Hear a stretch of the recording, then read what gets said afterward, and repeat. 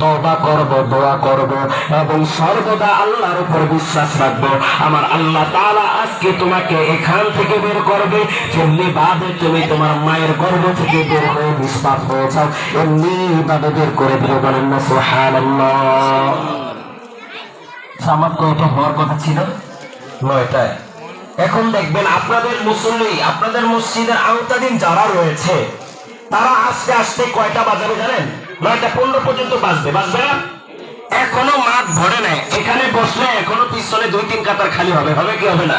হবে। অতএব কমিটিরা বলেছে 9:30-এ জামাত হবে।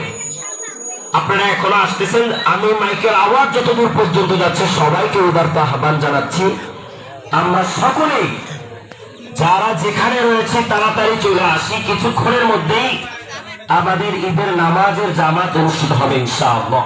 যারা আসি সবাই আমরা তাড়াতাড়ি চলে আসি, আর কেউ অপেক্ষা করবো না ইনশাআল্লাহ।